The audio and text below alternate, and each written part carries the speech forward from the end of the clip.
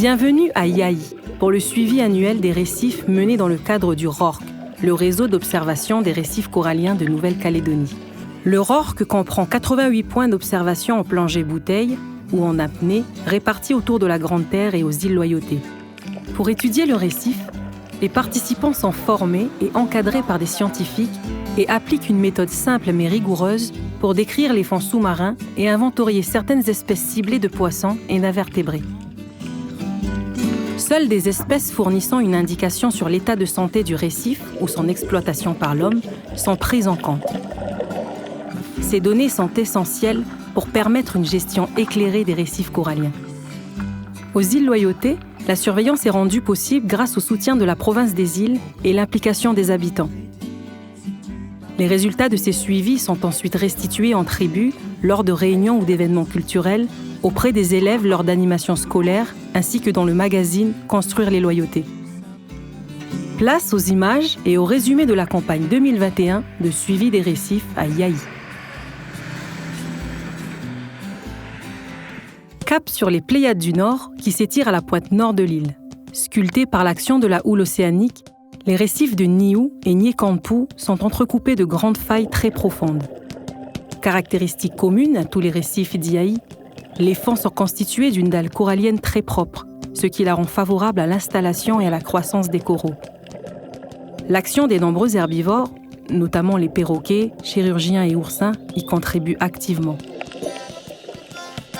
Niekampu se démarque par sa population d'oursins crayons, une des plus abondantes du réseau de suivi participatif en Nouvelle-Calédonie. Les oursins sont des animaux actifs la nuit, où ils sortent de leur cachette pour se nourrir d'algues et ainsi participer au nettoyage du récif. Sur les platiers peu profonds, de grands bancs de picots ou de chirurgiens sont observés chaque année. À l'image de ce banc spectaculaire, le suivi 2021 a été marqué par l'observation d'un nombre beaucoup plus important de chirurgiens.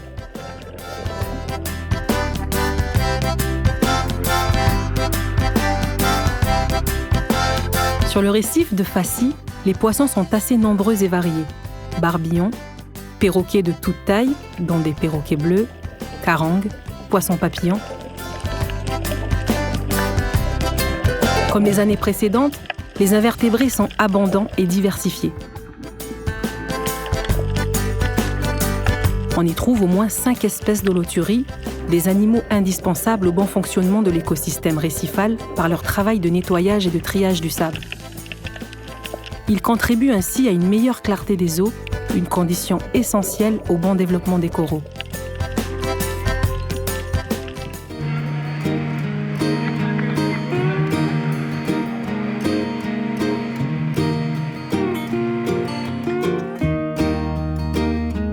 Cap maintenant sur les Pléiades du Sud. L'état de santé de la station d'Anémetch s'est amélioré depuis 2017 avec l'augmentation de sa couverture en coraux. La densité des poissons est variable selon les années, au gré des bancs de perroquets et de chirurgiens qui fréquentent la zone. Les invertébrés sont variés, mais seul un petit nombre de chaque espèce est comptabilisé. C'est sur le récif de Waouni que la croissance corallienne a été la plus marquante entre 2020 et 2021.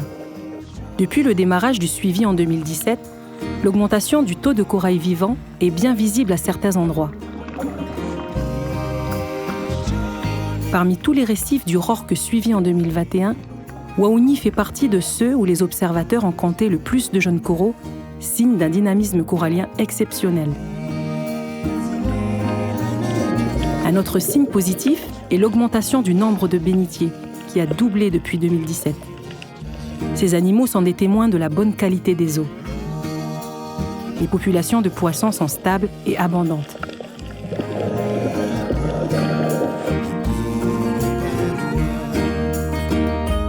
Sur le récif de Guéé, malgré le passage des cyclones Lucas et Niran du début d'année 2021, qui a frappé une partie du récif, la croissance corallienne se poursuit. Comme sur Waouni, le nombre de jeunes coraux est particulièrement élevé.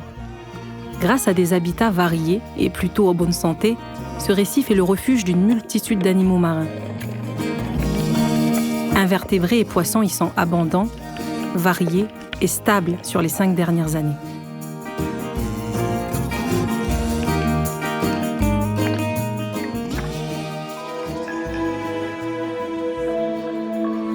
toutes les stations suivies à Yaï, Guétché est celle qui a été la plus touchée par la houle accompagnant les cyclones de février et mars 2021.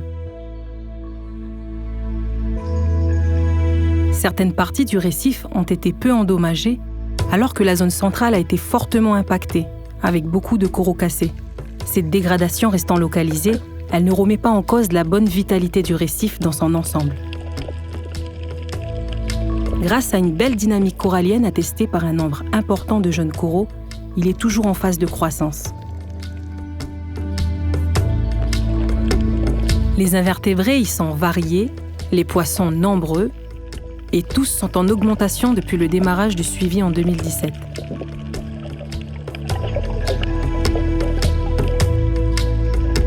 Le récif de Mouli-Vélo est contrasté, avec des secteurs perturbés et des parties bien vivantes. Le début de la station est composé de coraux massifs et localement de zones d'algues épaisses. Les poissons demoiselles Stegastes entretiennent ces jardins d'algues en chassant les poissons herbivores hors de leur territoire. L'absence d'un broutage efficace pourrait contribuer à la multiplication des algues qui entrent alors en compétition avec les coraux. En 2021, les observateurs ont noté une légère amélioration de l'habitat sur la deuxième moitié de la station grâce à sa lente colonisation par le corail. La dernière partie est très vivante, avec de larges plaques de coraux mous, une densité élevée de jeunes coraux, ainsi que de nombreux bénitiers et oursins crayons.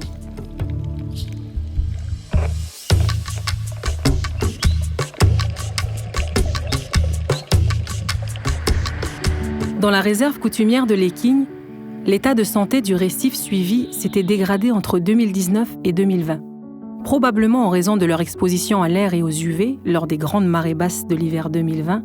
Les parties supérieures des coraux massifs sont mortes.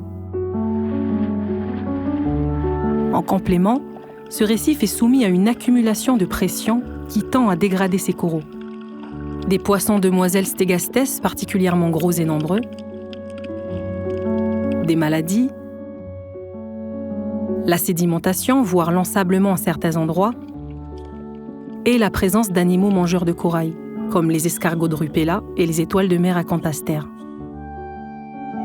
À cela s'ajoute un très faible renouvellement des coraux, indiqué par une quasi-absence de coraux de petite taille. Ce récif est donc fragile et mériterait une attention particulière visant à renforcer sa protection. Bien que situé dans une réserve, des lignes de pêche y ont été observées et les poissons sont peu nombreux, de petite taille et aussi craintifs que sur les récifs ouverts à la pêche. Le seul signe encourageant est l'inventaire de très nombreux bénitiers et oursins. En attendant l'arrivée de larves coralliennes, les oursins jouent un rôle très utile pour préparer leur implantation en limitant la propagation des algues, tandis que les bénitiers témoignent de la présence d'eau claire favorable au développement corallien.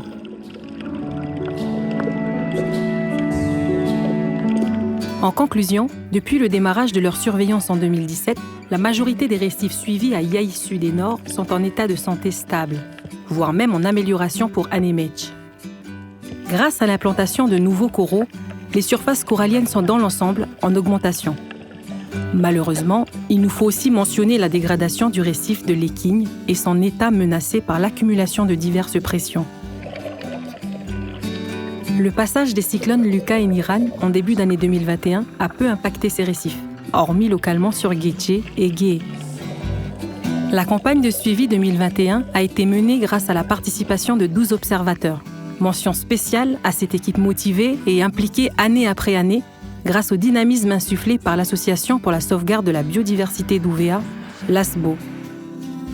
Nous vous donnons rendez-vous en 2022 pour le prochain suivi.